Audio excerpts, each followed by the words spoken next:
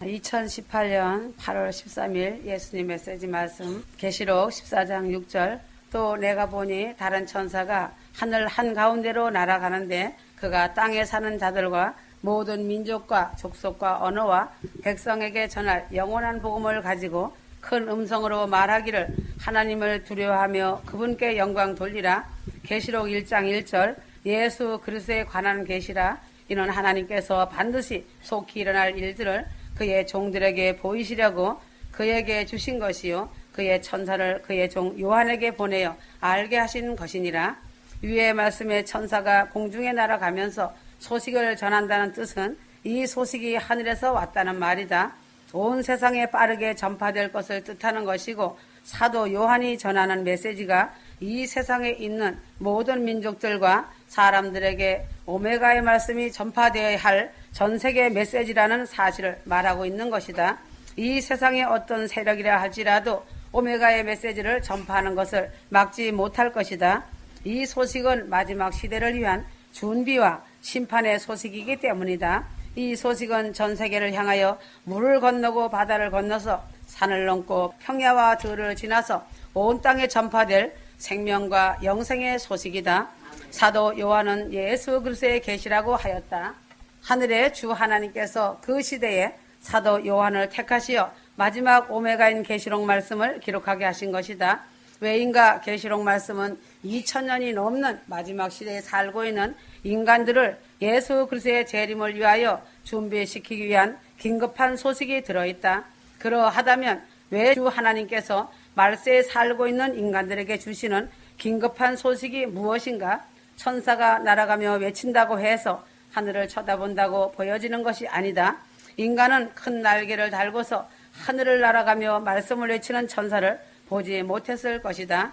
왜인가? 위의 말씀에서 천사가 외친다는 것은 상징적인 표현이기 때문이다. 요한계시록에 나오는 천사는 여러 경우에 있어서 하나님의 종인 사람들을 상징하고 있다. 천사 즉 하나님의 종들이 특별한 말씀을 가지고 소식을 전 세계 사람들에게 전파한다는 말씀이다. 그러므로 계시록 14장 7절이다. 그가 큰 음성으로 가로되 하나님을 두려워하며 그에게 영광을 돌리라. 이는 그분의 심판의 때가 이르렀습니다. 하늘과 땅과 바다와 물의 원천들을 지으신 그분께 경배 드리라고 하더라. 7절 말씀의 중요한 것은 주 하나님께서 심판하실 시간이 이르렀다는 말씀에 주목해야 한다. 이 말씀은 예수님께서 재림하시는 시간 얼마 전에 인류는 하나님께로부터 심판을 받게 될 것이라는 말씀이다. 왜인가? 하나님 안에 들어와 사는 성도들은 주님의 재림을 고대하며 준비하고 살고 있는 동안에 성도들의 운명이 결정지어지는 심판의 시간이 먼저 이르러 올 것이므로 진리의 말씀대로 회개하며 공중재림 휴거를 준비하면서 성령 충만 받고 열매 맺으며 경건하게 살라는 소식인 것이다.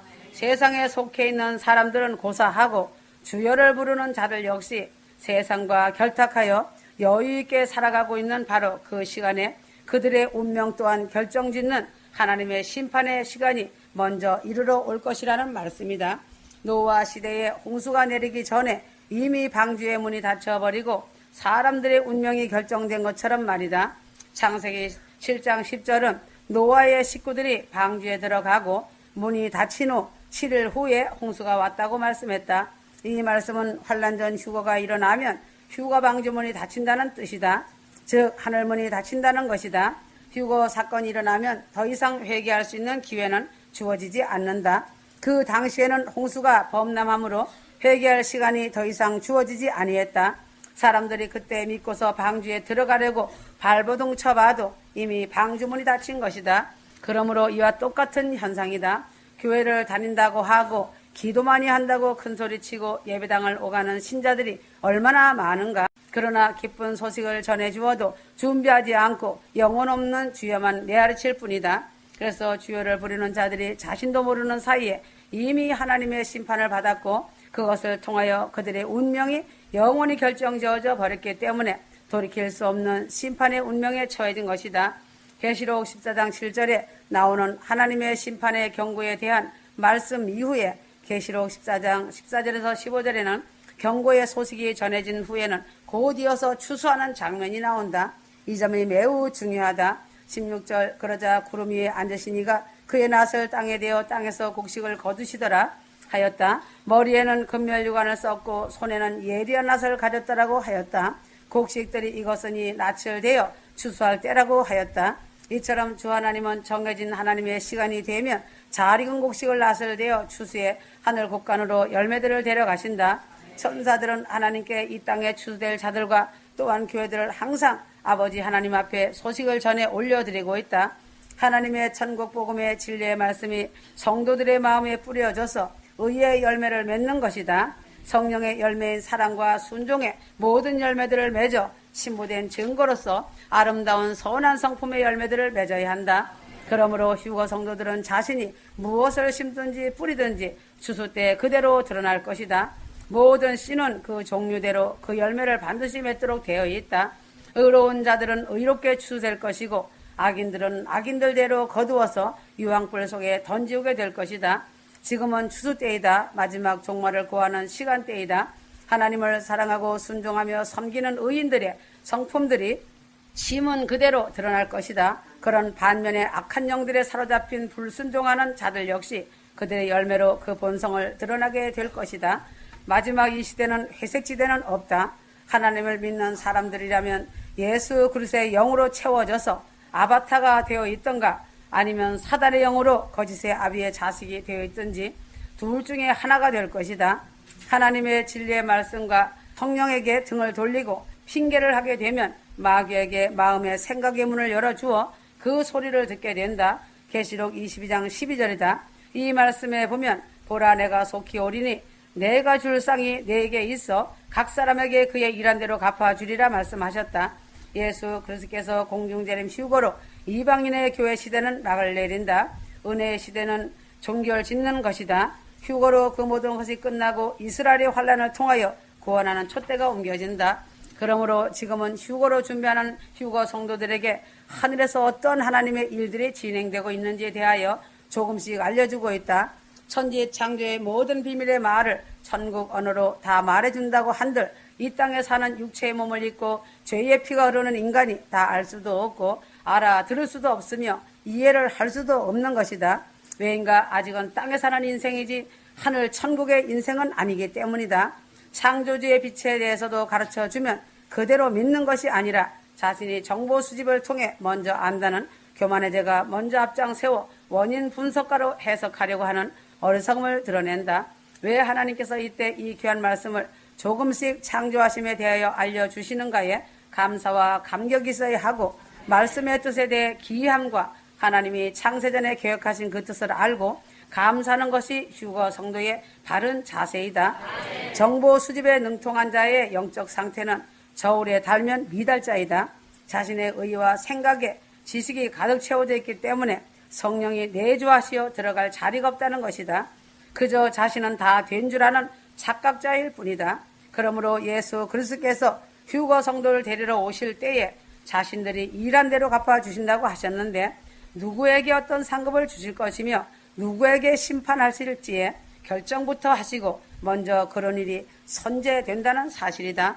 그러므로 요한계시록은 말세의 하늘에서 인간들을 위한 심판 사업이 진행될 것이라는 무서운 경고를 이 시대 교회들과 성도들에게 모두 주고 있다.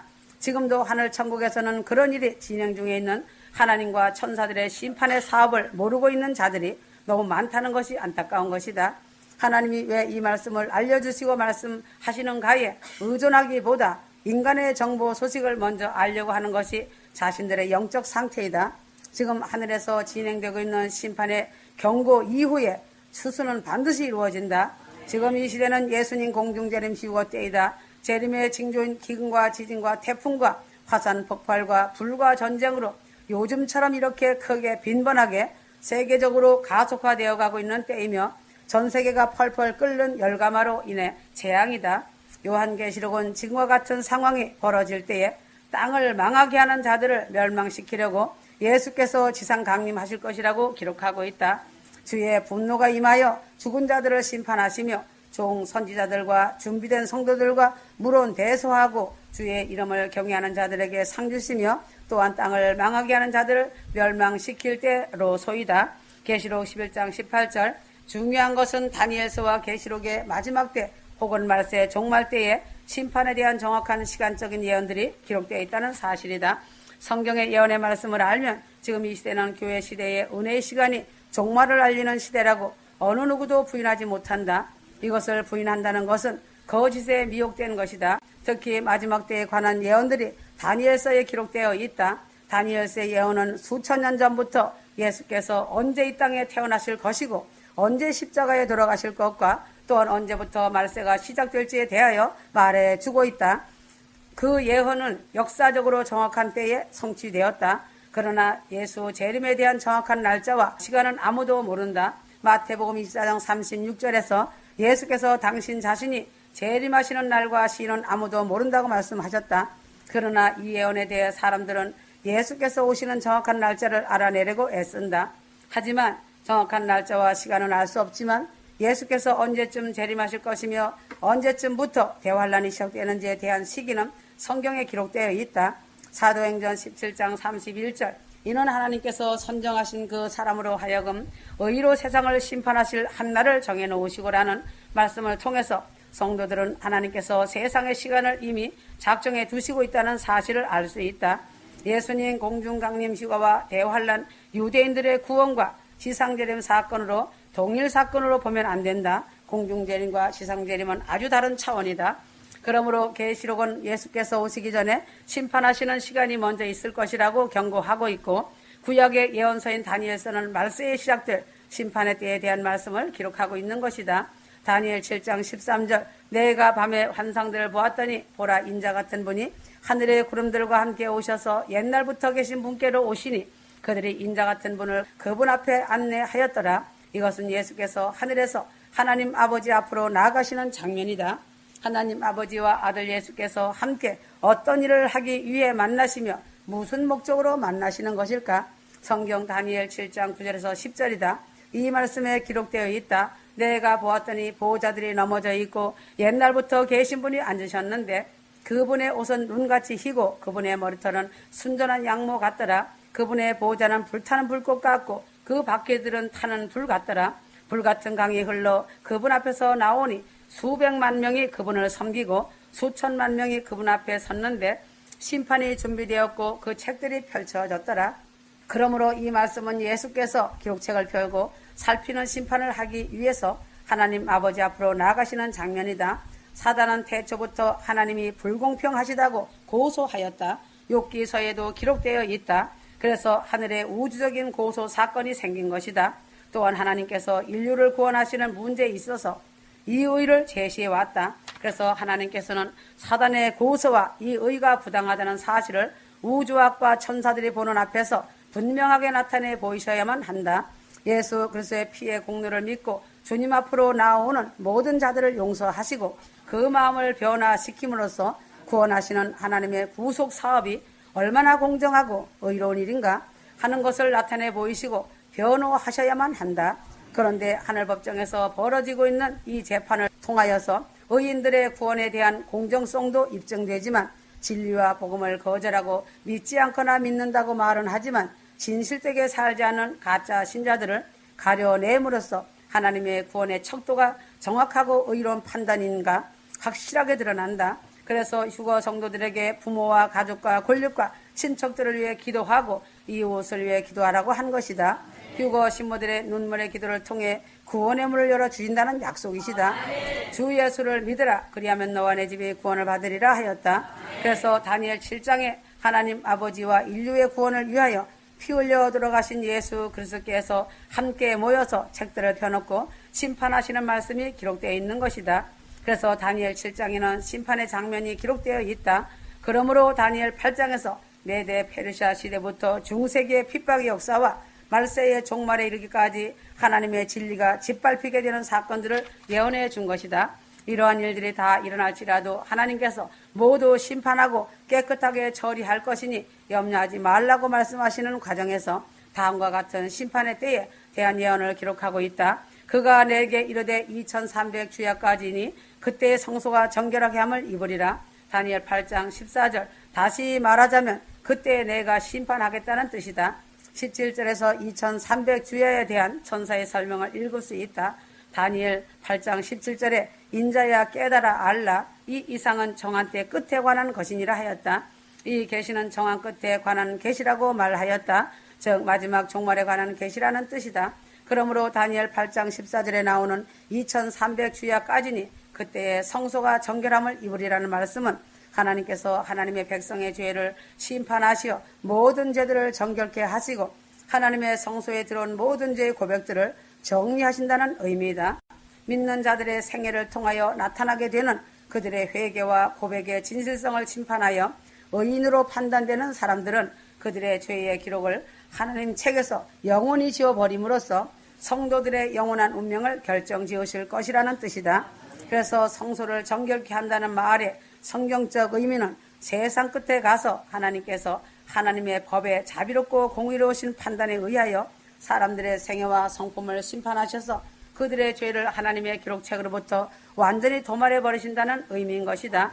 그러므로 2300주야까지이니 그때야 성소가 정결하게 되리라는 말은 그때 가서야 심판하리라는 뜻이다. 다니엘은 그 당시에 많은 이상을 보았지만 그는 그 당시 아무것도 깊은 것을 깨달을 수가 없었다. 왜인가? 마지막 때에 이루어질 것이기 때문이다. 인간은 천국의 것을 또한 영적인 세계를 또한 이루어질 것에 대해 다 알지 못한다. 하나님께서 드러내서 알게 하실 것은 나타내 주시고 비밀한 것은 후일에 알 것을 드러내시지 않으신다. 주님께서 자신을 점검하라는 말씀을 많이 해주셨지만 자신이 누구인지에 대해 아는 것은 쉬운 일이 아니다. 나는 생각한다, 나는 존재한다라는 말도 있지만 생각은 무엇인가? 사람은 왜 생각하는 존재로 만들어졌는가? 또한 대답하기 그리 쉬운 문제가 아니다. 그러나 인간의 사고와 감각은 상대적이다. 절대적인 사고란 있을 수 없다. 그러므로 하나님은 어떤 분이신가? 하나님은 스스로 존재하는 분이시며 영원한 충만한 분이시다. 하나님의 자신은 전혀 부족함이 없고 회전하는 그림자도 없으시다. 또한 하나님은 사랑이시다. 그래서 자신의 충만함을 상대에게 주므로 더욱 기쁨을 넘치게 하려고 한다. 하나님은 그 모든 충만을 아들에게 주시고 또 아들로 말미암아 성도에게 주시기를 기뻐하셨다.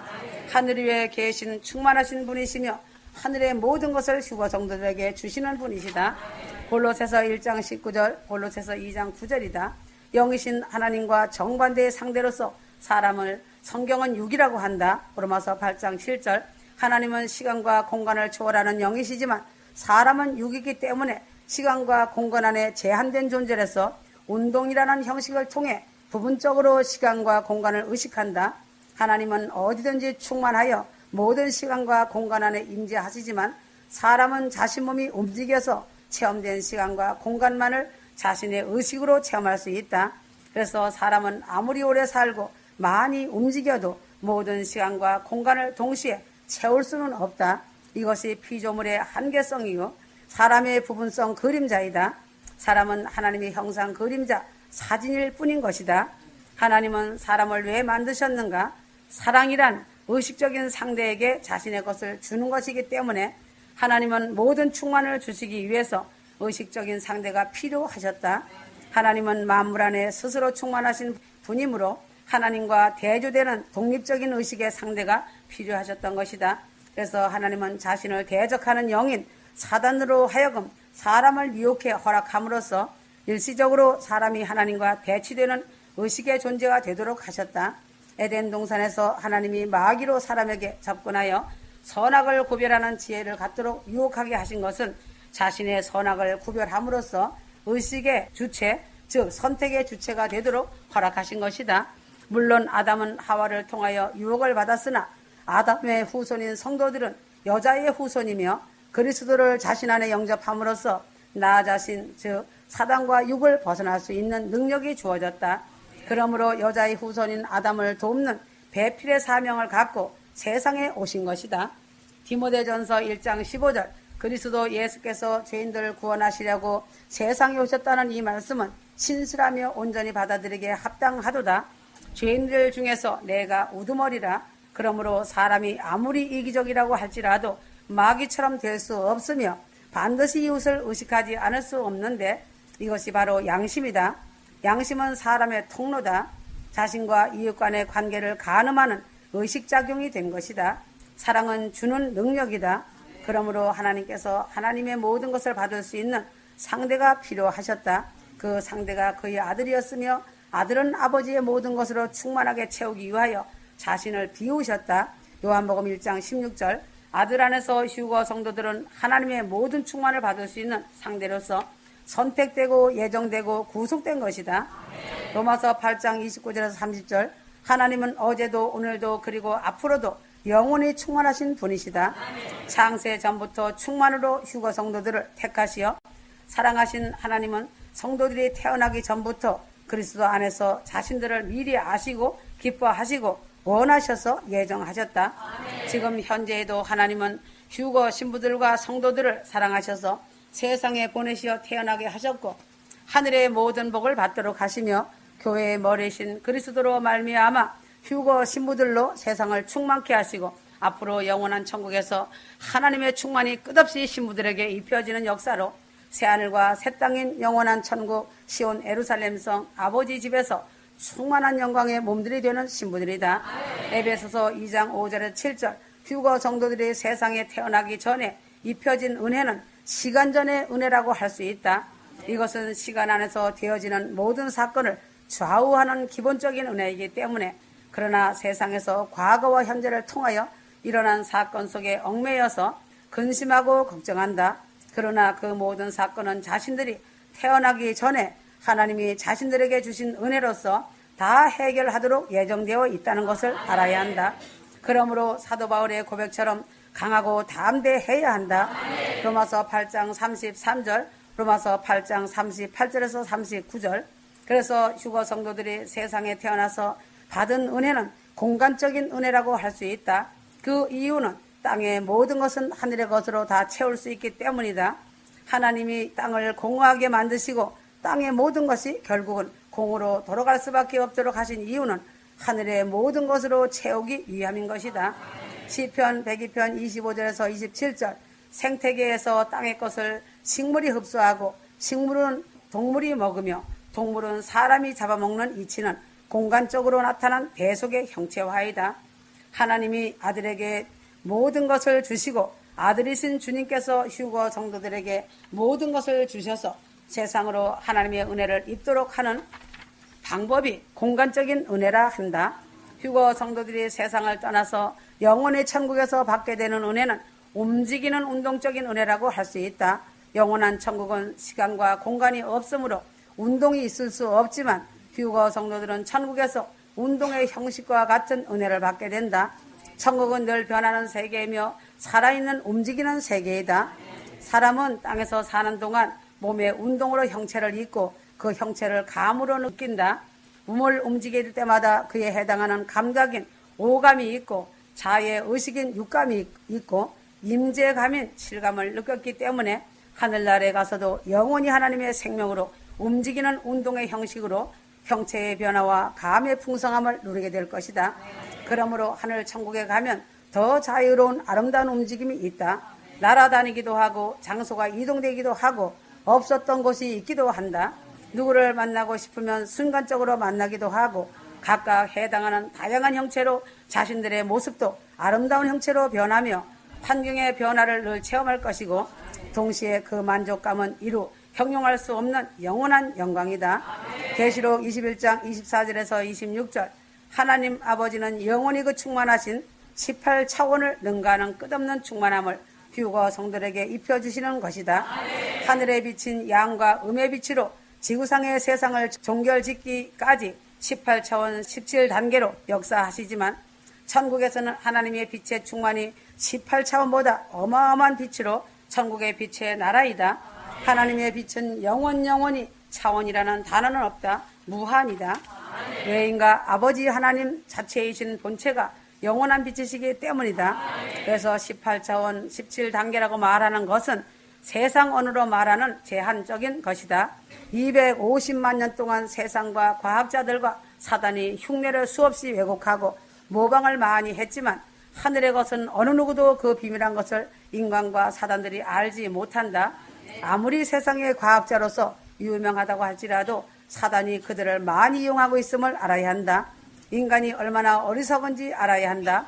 천지 창조주 아버지 하나님의 영원한 빛을 250만 년 동안 연구하고 실험한다고 했지만 다 허사로 돌아가고 사단들이 그것들을 재미있게 사용하며 인간의 한계를 알게 한 것이다. 인간은 인간일 뿐이다. 인간은 시간 안에서 살고 있다. 시간 안에서 행동하고 체험하고 생각한다. 자신의 육체가 움직이는 만큼 자기 것이 만들어진다. 그것들을 내 재산, 내 집, 내 교회라고 말한다. 그것들이 나 자신이라는 존재 인간이다. 이것은 오감, 육감이 말하는 것이다. 그러므로 하나님이 나 자신을 시간 전에 자신의 성질이 이루어지기 전에 미리 보시고 기뻐하시고 선택하시고 상대적으로 사랑해 주신 나 자신이란 분명히 이 세상에서는 흙으로 된 몸을 가진 것이 나 자신이다. 오감도 육감도 나 자신이다.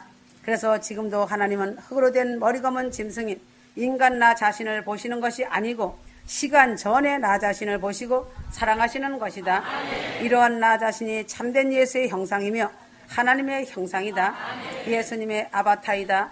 나 자신을 택하여 부르신 아버지의 택하심에 예정하신 사랑에 무한 감사만 올려야 한다. 속히 이룬다. 종착역이 눈앞이다. 아멘.